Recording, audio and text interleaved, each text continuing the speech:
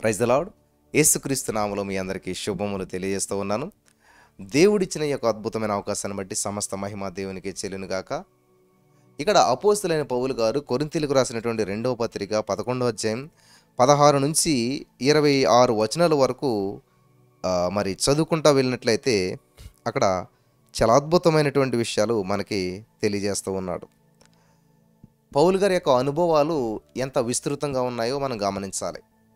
చాలామంది పౌలు గారికి ముళ్ళు ఉంది కదా అని ఆ ముళ్ళుని తీసుకుంటారు, కానీ మంచిని తీసుకోరు. పౌలు గారు దేవుని కొరకు పడిన ప్రయాసను గుర్తించరు. పౌలు గారు ప్రభు పరిచర్య చేసిన విధానాన్ని గుర్తించం. మనలో చాలామంది అంతే, ఏదో చిన్న బలహీనత ఉంది, ఎంత ప్రార్థించినా పోవట్లేదు కాబట్టి పోదు. ఇంకా పౌలు గారికి ఉంది కాబట్టి నాకు కూడా ఉంటుంది. పౌలు గారు అంతటి వ్యక్తికి ముళ్ళు ఉంది, నేనంతా. మనం తీసుకోవాల్సింది తీసుకోవాలి, ప్రతిదీ తీసుకోకూడదు. వింటున్నారా ప్రియులరా? మాదిరి ప్రతి దాంట్లో మనకి ప్రభువారే దేవుడు చెప్తాడు, నేను పరిశుద్ధుడినై ఉన్న ప్రకారం అన్నాడు. కానీ ఇంకొకరిని ఎవరినో చూపించి వాళ్ళ పరిశుద్ధులుగా ఉన్నారు కాబట్టి మీరు కూడా పరిశుద్ధులుగా ఉండడని చెప్పి దేవుడు చెప్పట్లేదు. దేవుడే మనకు మార్గదర్శకం, దేవుడే మనకి ముందు, నేను మీకు ముందుగా నడిచేదను అని చెప్పి దేవుడు చెప్తున్నాడు. హల్లెలూయా. దేవుడే మనకు సమస్తమును. కాబట్టి ఎప్పుడైతే దేవుని యొక్క సన్నిధిలో మనం వర్ధిల్లుచు దేవుని నామాన్ని మహింపరుస్తూ ముందుకు వెళ్తున్నామో అద్భుతాలు మనం చూడగలుగుతాం.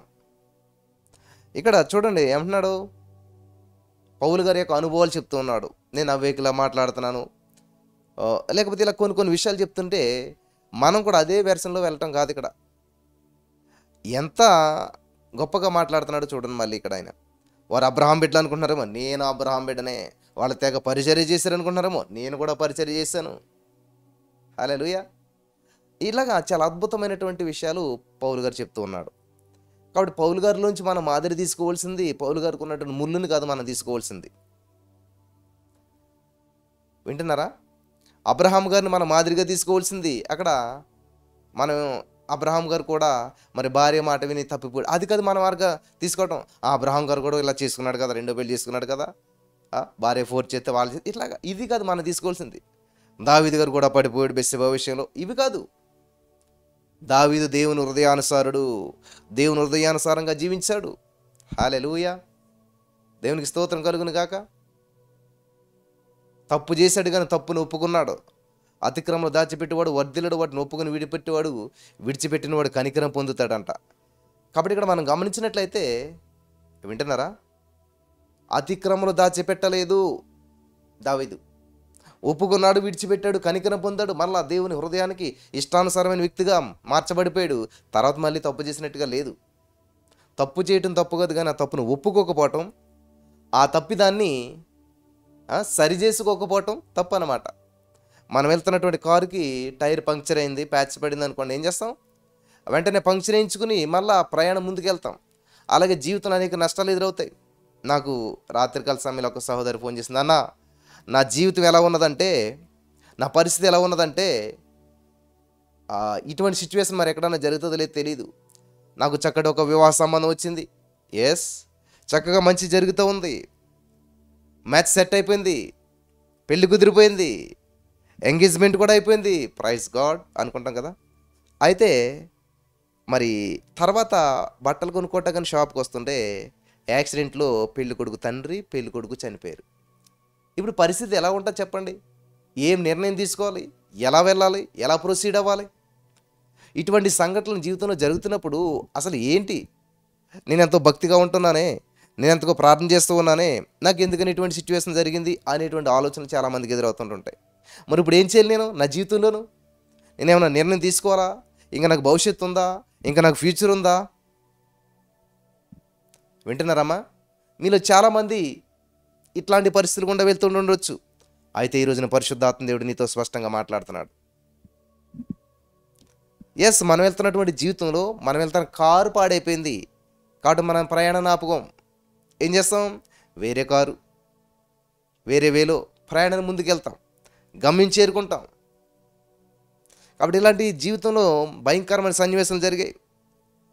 నీకు ఎవరో ఫోర్స్ వల్ల ఒక వ్యక్తితో వివాహం జరిగిపోయింది.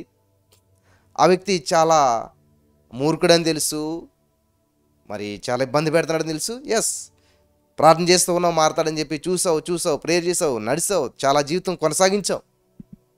బైబిల్లో ఇద్దరు వ్యక్తులు ఉంటారు ప్రియులారా. నెంబర్ 1 ఫరో. ఇజ్రాయేలు ప్రజల్ని పంపించమని చెప్పి మోసే అడిగినప్పుడు ఫరో అసలు ఒప్పుకోడు. సరే ఫరోకు మారు మనసు వస్తుందేమో, ఎందుకు ఇంతకాలం ఈ ఇజ్రాయేల్ ప్రజలు ఇక్కడే ఉన్నారు కదా, కనీసం ఫరో మారు మనసు పొందితే ఫరో ద్వారా దేశమంతా మారు మనసు పొందేటువంటి అవకాశం ఉంది కాబట్టి, ఫరో దేవుని తెలుసుకుంటే దేశమంతా కూడా దేవుని తెలుసుకుంటారు కాబట్టి ఎన్నో అద్భుతాలు దేవుడు మోసే ద్వారా ఫరో ఎదుట అద్భుతాలు చేశాడు. ఆ అద్భుతాలను బట్టి అన్నా సరే మారు మనసు పొంది వీళ్ళ ప్రేమతో పంపుతాడని. ఎన్ని అద్భుతాలు చూసినా కానీ ఫరో హృదయం కఠినమవుతూనే వచ్చింది. ఈ అద్భుతం చూశాడు, మా వాళ్ళు కూడా అద్భుతం చేస్తారు, కర్రను పాము చేసావా మా వాళ్ళు కూడా చేస్తారు. ఇలాగ ప్రతి దాంట్లో ఎక్కడ కూడా దేవుని మహింపరచడం కానీ, దేవుని చూడటం కానీ, దేవుని కనపరచడం కానీ చేయట్లేదు, దేవుని వైపు చూడటం చేయట్లేదు. వింటున్నారా? అతని యొక్క ఫరో యొక్క హృదయం అంతా కూడా కఠినం కఠినం కఠినం కఠినం కఠినం కఠినం కఠినం. ఉపయోగం ఏంటి? ఎన్ని అద్భుతాలు చేశాడు దేవుడు, 10 అద్భుతాలు అక్కడ దేవుడు చేశాడు. చివరికి సరేలే పొండి అని జ్యేష్ఠ కుమారుడు చనిపోయిన తర్వాత అప్పుడు కొంచెం విడిచిపెట్టాడు. కానీ మళ్ళా సైతాన్ గడు ఏం చేస్తాడు? సైతాన్ గడి చేత బందీలుగా బంధించబడినటువంటి వారి జీవితాల్లో కొంచెం నెమ్మది ఉన్నట్టు ఉంటుంది, సడన్గా మళ్ళీ సమస్య వచ్చి పడుతుంది. వింటున్నారా? సడన్గా మళ్ళీ సమస్య వచ్చి పడుతుంది. In the name of Jesus. వింటున్నారా? చాలా జాగ్రత్తగా వినాలి. అలాగే ఇక్కడ చక్కగా మరి జీవితం వెళ్తున్నటువంటి సమయంలో జాగ్రత్తగా గమనించాలి. ప్రతికూల పరిస్థితులు నీకు ఎదురైనప్పుడు పోతీఫరు ఫరో విషయంలో దేవుడు ఏం చేశాడు? అద్భుతాలు అద్భుతాలు అద్భుతాలు నో. అప్పుడు ఇజ్రాయేల్ ప్రజలు నెమ్మదిగా దేవుడు తప్పించిన తర్వాత ఏం చేశారు? మళ్ళీ తర్వాత మొదలు పెట్టారంట, నడని అని చెప్పి కాడికి సముద్రంలోకి వచ్చారు. సముద్రం పాయలైంది. ఫరో సైన్యం అంతా కూడా ఏమైంది? జల సమాధి అయిపోయింది. ఎన్నిసార్లు గద్దించినా లోబడిన వానికి హఠాత్తుగా మరణం సంభవిస్తుందంట. కాబట్టి నీ జీవితంలో ఒక విషయంలో నిర్ణయం తీసుకునే విధానం దేవుడు నీకు ఇచ్చాడు, ఛాన్స్ ఇచ్చాడు, చాయిస్ ఇచ్చాడు. అది నరకం వెళ్ళాలో పరలోకం వెళ్ళాలో, నీ భవిష్యత్తును ఎలా నిర్మించుకోవాలో సమస్తం దేవుడు నీకు ఛాన్స్ ఇచ్చాడు. జాయిస్ మేరీ గారు చూడండి, వివాహం చేసుకున్న ముందు రాంగ్ పర్సన్ చేసుకుందామే, కాపురం చేసింది, మంచిగానే ఉంది, సడన్గా గందరగోళం ఏర్పడిపోయింది. చేసుకున్న భర్త ఏమైపోయాడో తెలియదు, పరిస్థితి అంత ప్రతికూలం అయిపోయింది. అంతే, ఇంకొకసారి పెళ్ళి ఇంక నేను చేసుకోకూడదు, ఇంకా నా జీవితం ఇంతే అనేటువంటి ఆలోచన పెట్టుకుంటే ఈ రోజున అంత అద్భుతమైన పరిచర్య జరిగేదా?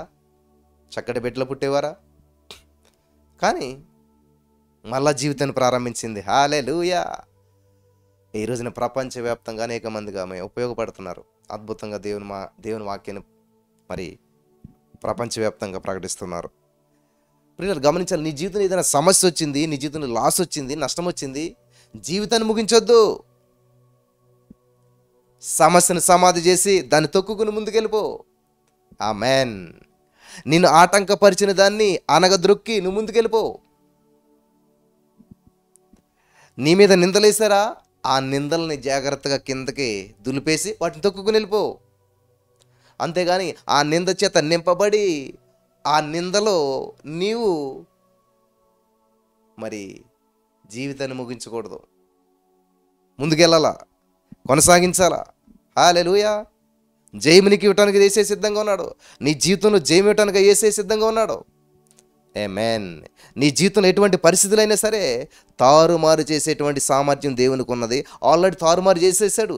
నీ జీవితంలో గొప్ప గొప్ప ప్రణాళికలు ఆయన సిద్ధం చేసేసాడు. కానీ ఆ మలుపు తిరిగే సమయంలో నీకు ఓపిక లేదు. నీ జీవితం ఒక మలుపు తిరిగేటువంటి సమయంలో తర్వాత ఏం జరుగుతుంది నీకు తెలీదు. ఎస్, ప్రతి వారికి కూడా గతం తెలుస్తుంది, భవిష్యత్తు తెలియదు ఎవరికైనా. దేవుడు కూడా భవిష్యత్తు చెప్పడు సాధారణంగాను.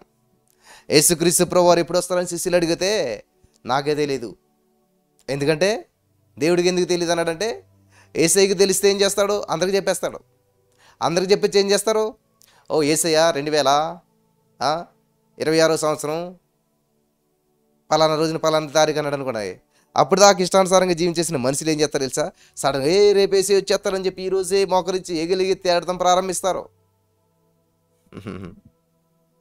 ఎలుగెత్తి ఆడటం ప్రారంభిస్తారు కాదంటారా? ఎస్, ఖచ్చితంగాను. మరి ఈ రోజున ఇట్లాంటి జీవితాలు చాలామంది జీవిస్తూ ఉన్నారు. చాలామంది జీవితాలు ఇట్లానే ఉన్నాయి.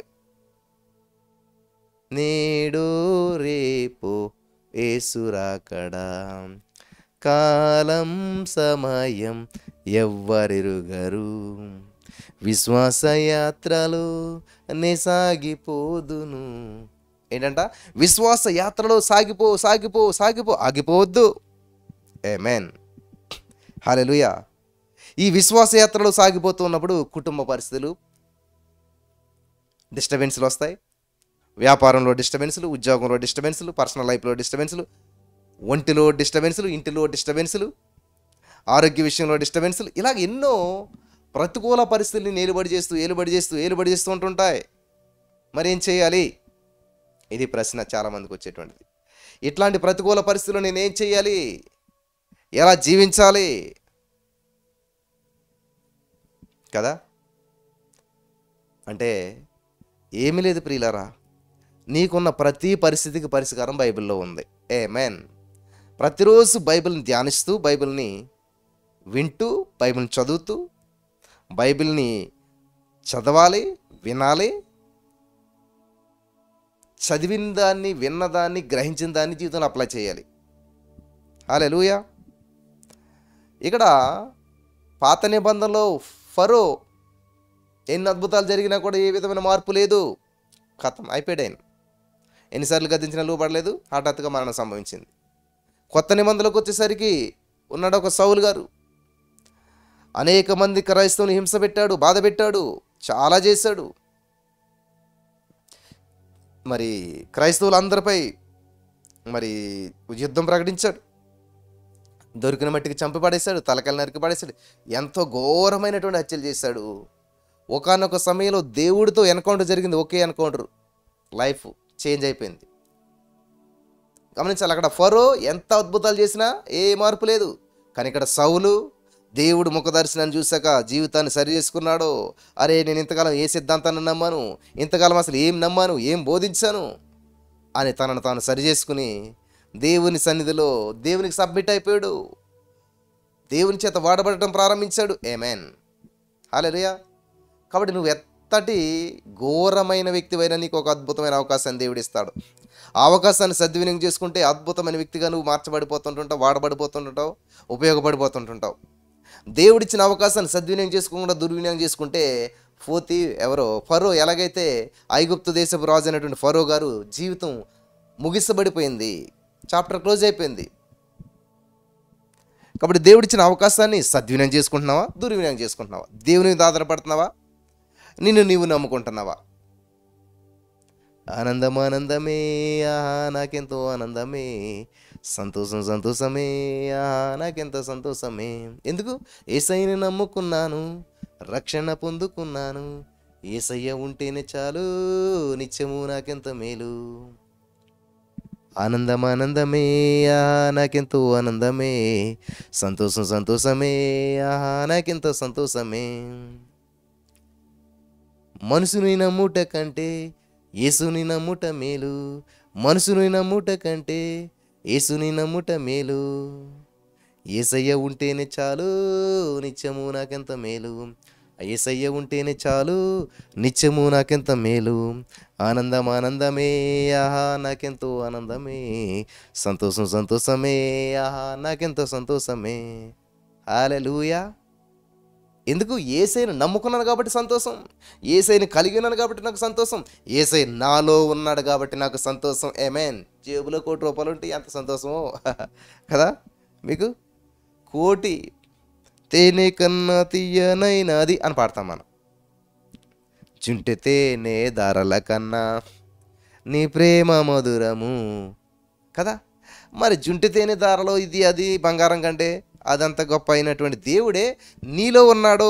ఆమేన్. అది గుర్తించావు నువ్వు. గుర్తింతే నువ్వు ఎలాగెందుకుంటావు? బిందాస్గా ఉంటావు. హల్లెలూయా. ఎప్పుడు ఎగిరి గొంతులేస్తూ ఉంటుంటావు. ఆమేన్. ఇప్పుడు కోటీశ్వరుడు ఉన్నాడు. ఆయనకి సడన్గా ఆ, జలుబు, దగ్గు, రంప, ఏమంటారు, ఫీవర్, కోల్డ్ ఇవన్నీ వచ్చాయనుకోండి. అయ్య బాబు ఇంకా జీవితం ఏంటని చెప్పి బాధపడతాడా? అవసరమైతే డాక్టర్ ఇంటికి పిలిపించుకుంటాడు. Best treatment చేయించుకుంటాడు. అవసరమైతే ఇంట్లోనే డాక్టర్ని పెట్టుకుని నాకు తగ్గేదాకా ఇక్కడ ఉండి అంటాడు. ఎందుకని? డబ్బులు ఉన్నాయి. ఆయన భయపడ్డు, ఆలోచించడు అసలేని కదా. మనం ఈ రోజున అమ్మో ఈ స్కూల్ ఫీజు ఎలా కట్టాలి, అమ్మో ఇంటి రెంట్ ఎలా కట్టాలి, అసలు నా జీవితం ఏంటి, నా బ్రతుకేంటి, ఇంత ఆలోచనలో పడుతున్నామంటే మనం ఏంటంటే నీ డాడీ ఎవరు నీకు తెలియలేదు, నీ తండ్రి ఎవరు నీకు తెలియలేదు. ఎందుకంటే ఆయన సమస్తము కలిగి ఉన్నాడు, దాన్ని అనుభవించడం నీకు తెలియాలి. అంతే కదా. పెద్ద కారు కొంటాడు తండ్రి, కుమారుడు ఏంటి ఎంజాయ్ చేసుకోవడమే దాంట్లోను. ఆ కారు ఆటోమేటిక్గా కుమారుడే. మళ్ళీ కుమారుడు షాప్కి వెళ్ళి కారు కొనుక్కుని ఇదంతా అవసరమా? సమకూర్పు ఆల్రెడీ తండ్రి సమకూర్చి పెట్టేశాడు. హల్లెలూయా. తప్పుపోయిన కుమారుడు తండ్రి దగ్గరికి వచ్చి నాన్నా ఆహారం పెట్టు అంటే ఆహారమే పెట్టాడా? తండ్రి మనసు చూడండి. అడుగు ఊహించి వాటికంటే గొప్ప కార్యాలు చేసే దేవుడు మన దేవుడు. ఆమేన్. Thank you Jesus. కాబట్టి నీ తండ్రి నీకు అంతా సమకూర్చేశాడు. సర్వ సృష్టిని సృష్టించాక దేవుడు నిన్ను తీసుకొచ్చాడు ఈ సృష్టిలోకి. అనుభవించు, ఆస్వాదించు. ఆమేన్. అది దేవుని యొక్క ఉద్దేశం. అంతేగా నువ్వు ఇంకా కష్టపడాలి, నువ్వు చెమటోడ్చాలి, అది దేవుని ఉద్దేశం కాదు. అయితే ముందే చెప్పాలి కదా మరి, నువ్వు ఎప్పుడు కష్టపడాలి, ఎప్పుడు చెమటోడ్చాలని చెప్పి ఎప్పుడు అన్నాడు? మనిషి దేవుని యొక్క ఆజ్ఞను ధిక్కరించి, దేవుడిచ్చిన స్వేచ్ఛను దుర్వినియోగం చేసుకుని, దేవుడు చెప్పిన మాటను తిరస్కరించి, దేవునికి వ్యతిరేకంగా వాళ్ళ మార్గంలో వెళ్ళి పాపం చేసినప్పుడు పాపం ద్వారా వచ్చింది మరణం, పాపం ద్వారా వచ్చింది శిక్ష, పాపం చేయటం ద్వారా వచ్చింది శ్రమ, కష్టము, చెమటోడ్చటం. ఇవన్నీ దేవుడు సృష్టించినప్పుడు లేవు. ఇవన్నీ దేవుడు సృష్టించినప్పుడు లేవు. దేవుడు సృష్టించినప్పుడు ముండ్ల పొదలు అక్కడ లేవు కదా. మరి ఉంటే అప్పుడే సేద్యపరచుకోమని చెప్తారు కదా. ఏమీ లేవు. ఇష్టానుసారంగా తిరిగి వస్తున్నాడు. ఎక్కడ ఒక ముళ్ళు కూడా గుచ్చుకున్నట్లేదు ఆదాము గారికి. చక్కగా మంచిగా తిరుగుతూ ఉన్నాడు. ఆ యొక్క దేవుడు సృష్టించిన ప్రతి దాన్ని ఆస్వాదిస్తున్నాడు. ఓ ఈ కాయ, ఇది ఇది అని హాయిగా తిరిగి వస్తూ ఉన్నాడు. అంతా కూడా తిరుగుతూ ఉన్నాడు. దేవుడు వచ్చేసరికి దేవుడి దగ్గర కూర్చుంటూ ఉన్నాడు. దేవునితో మాట్లాడుతున్నాడు. ఆమేన్. హల్లెలూయా. దేవునితో మాట్లాడుతున్నాడు, దేవుని దగ్గర కూర్చుంటున్నాడు. అయిపోయింది.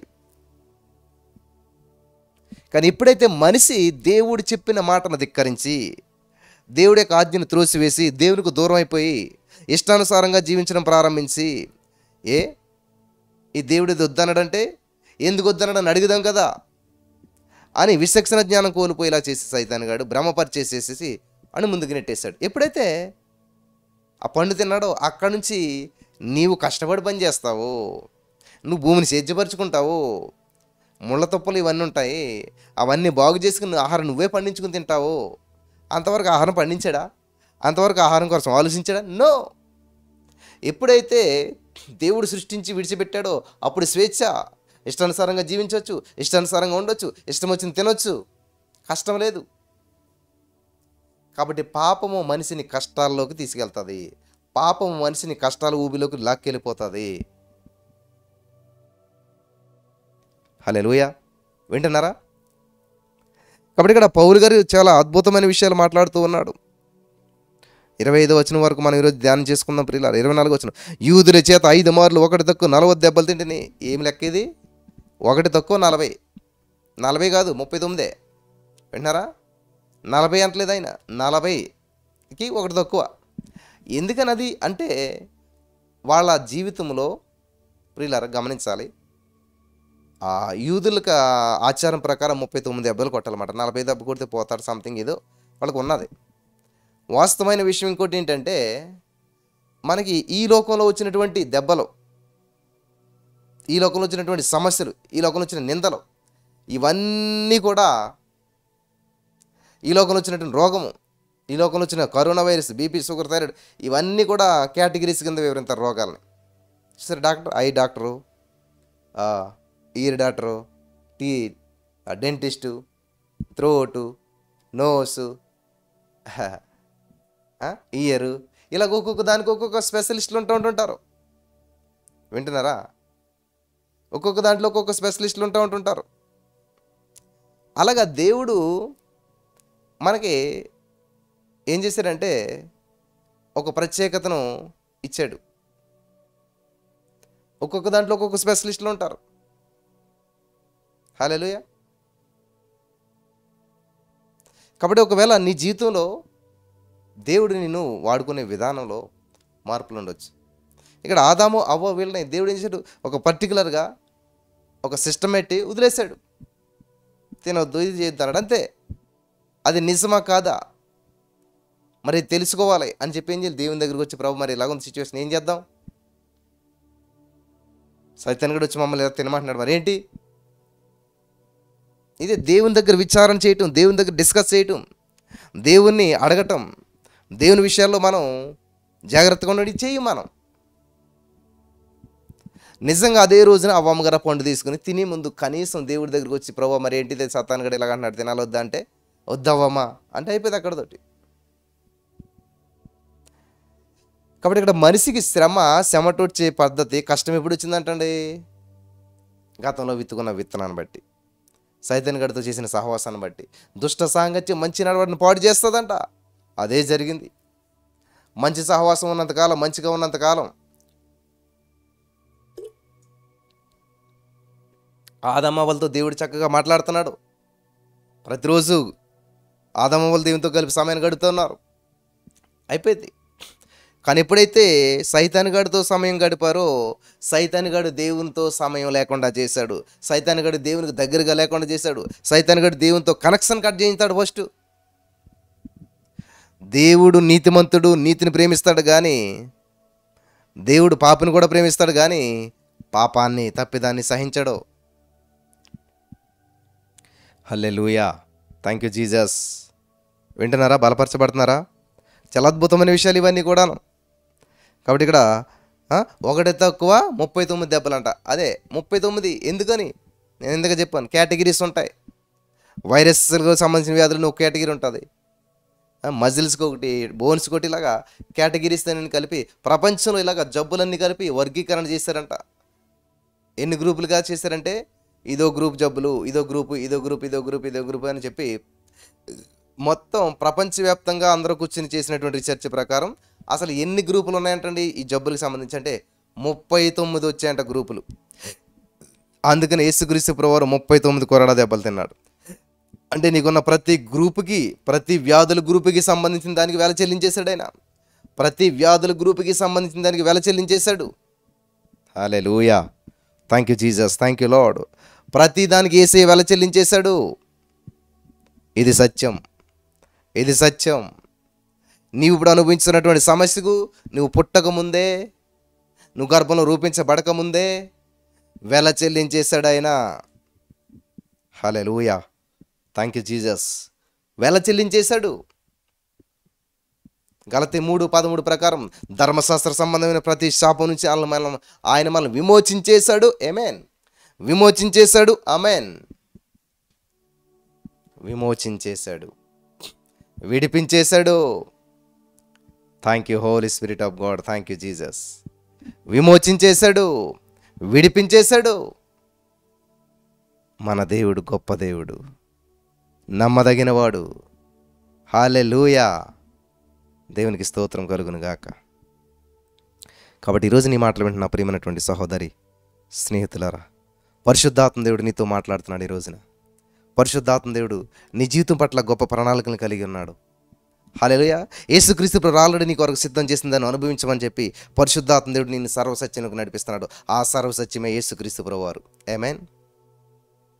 కాబట్టి ఇక్కడ పౌలుగా చెప్తున్నాడు, ముమ్మారు 39 దెబ్బలు, 1 తప్పు 40, 1 తక్కువ 40. తప్పు చేసి కాదు. ఎవరు? పౌలు గారు సౌలు గారుగా ఉన్నప్పుడు ఎన్ని తప్పుదలు చేశాడు, ఎన్ని మటలు చేశాడు, ఎవడేమనలేదు. నీతిగా జీవిస్తుంటేనే మనుషులు వెంటబడుతున్నారు. నిజాయితీగా ఉంటుంటేనే మనుషులు చంపాలని చూస్తూ ఉన్నారు. నిజాయితీగా ఉంటుంటేనే. హల్లెలూయా. చూసారా? తప్పు చేసేటువంటి వాడిని గౌరవిస్తారు, మంచి చేసేటువంటి వాడిని ఇప్పుడు కూడా ఇలాగ సమాధి చేయాలని చూస్తూ ఉంటుంటారు.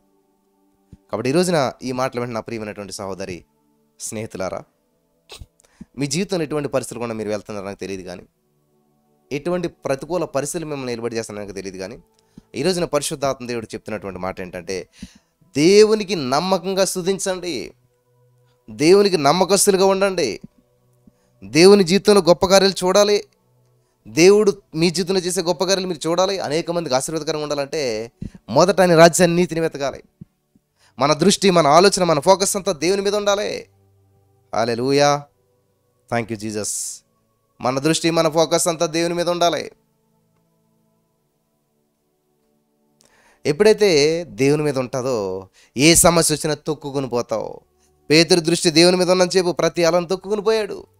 పేతురు దృష్టి దేవుని నుంచి తీసి పక్కన పెట్టినప్పుడు వచ్చి ముంచేసింది అలా. చూసారా, అలా. కారణం, నువ్వు దేవుని వైపు ఉన్నని చెప్పు, దేవునికి నీకు మధ్య అడ్డుగా ఏది లేనని చెప్పు, ఎవరు ఏమి చేయలేరు.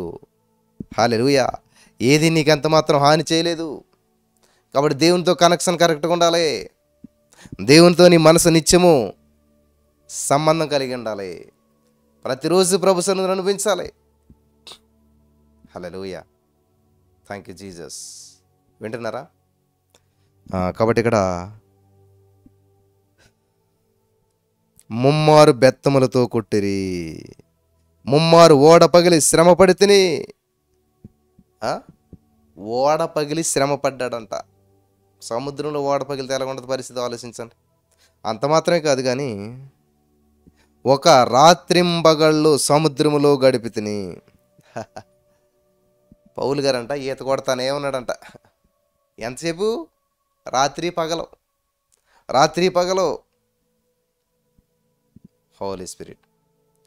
ఒక్క నిమిషం కానీ సముద్రంలో పడ్డామంటే మనం అంతే, ప్రాణం పోయినట్టు. ఇంకా పడుతున్నామని తెలిస్తేనే ప్రాణం పోతుంది. అంత భయం కదా.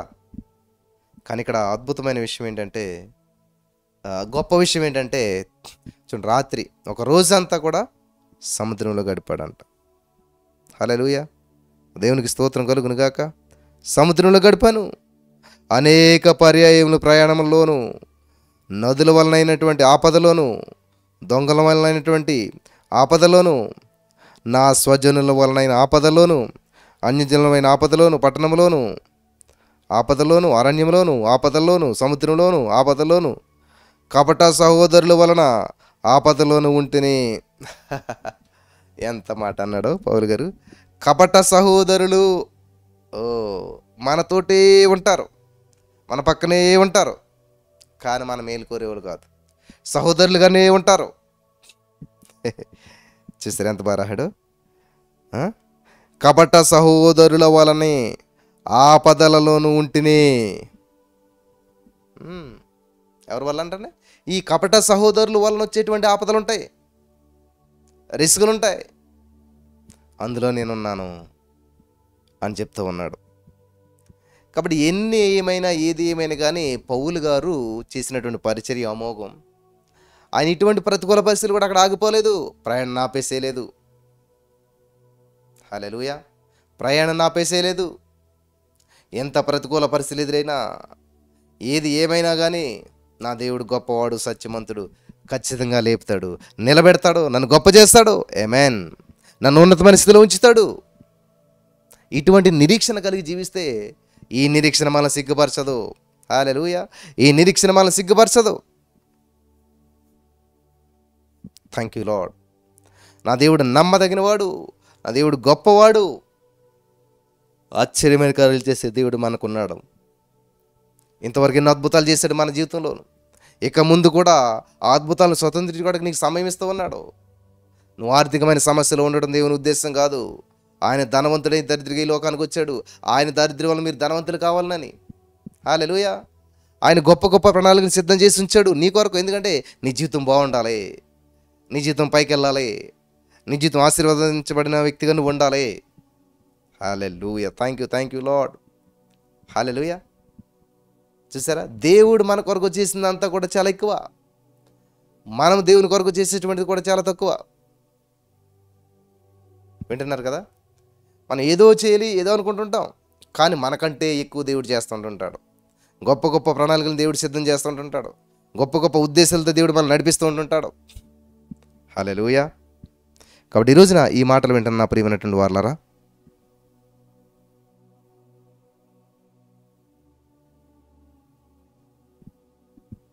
దేవుడు నీ పట్ల ఉన్న ప్రణాళికలు ఆర్డినరీ కాదు, ఎక్స్ట్రాడినరీ.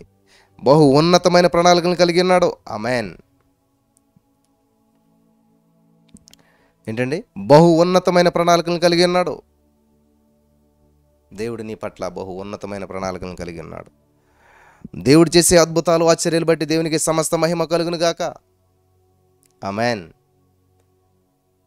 సో ఈ రోజున ఈ మాటలు వింటున్న ప్రియమైనటువంటి వారలారా, చూడండి ఎన్నిసార్లు నా స్వజనుల వలన అయినటువంటి ఆపదల్లో, స్వజనుల వలన ఆపదలు, స్వజనుల వల్ల, సొంత జనాల వల్ల ఆపదలో చిక్కుకున్నాను నేను.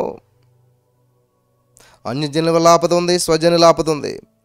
ఆపదలోను, అరణ్యములోను ఆపదలోను, అరణ్యాపదలోను, సముద్రంలో అందరిలో కపట సహోదరుల వల్ల ఆపదలో ఉంటుంది. చూసారా? స్వజనులు, అన్యజనులు, కపట సహోదరులు, ఎంతమంది వల్ల ఎన్ని సమస్యలు వస్తుంటాయి చూసారా? ఇవన్నిట్లు మనం జయించాలి. ఎలాగా? అందుకే పాముల వలె వివేకము, పౌరం వలె నిష్కపటం ఉండాలంట. పాము ఏం చేస్తుంది? ఎవరికంట కనపడకుండా తప్పించుకుంటూ పోతుంటుంది, ఎక్స్పోజ్ అవ్వదు, తప్పించుకుని పోతుంది. మనం కూడా అలాగే ప్రతి సమస్యను ఏం చేయాలి తెలుసా? తొక్కు పడేసుకుంటూ పోవాలి. ఆమేన్. హల్లెలూయా. ఏది మనకి ఎంత మాత్రం హాని చేయదు. మరి ఏది మనకి ఎంత మాత్రం హాని చేయదు. నాగపాములు ఎత్తి పడతామంట, 97 కీర్తన ఉన్నది. భుజంగులు అనగదొక్కుతామంట. ఎప్పుడన్నా జరిగిందా మనకి? అబ్బో, ఏ చిన్న విషయం వచ్చినా కానీ ప్రియులారా వెంటనే మోకరించండి, ప్రార్థించండి, ప్రభునామాన్ని మహింపరచండి. హల్లెలూయా. దేవుడు నమ్మదగినవాడు. బలపరచబడ్డారా? దేవునికి మహిమ కలిగిన గాక. స్తోత్రం దేవ. ఈ రాత్రి కాల సమయంలో అద్భుతమైన విషయాలు మాకు తెలియజేసావు. ఎంతమంది ఆసక్తితో పాలు పంచుకున్నారో, ఈ విషయాలు విన్నారు అందరినీ జ్ఞాపకం చేసుకొని నీ యొక్క విడుదల అద్భుతం ఆశ్చర్యం చేసి నడిపించమని యేసుక్రీస్తు నామములో ఏ సమస్యలతో వచ్చి కూర్చున్నారో అద్భుతాలతో తిరిగి వెళ్ళవలసిందే. వారి జీవితంలో గొప్ప కార్యాలు జరిగించినందుకు నీకు వందనాలు. యేసుక్రీస్తు నామములో ప్రార్థించినాము, పొందుకుని తండ్రి. ఆమేన్.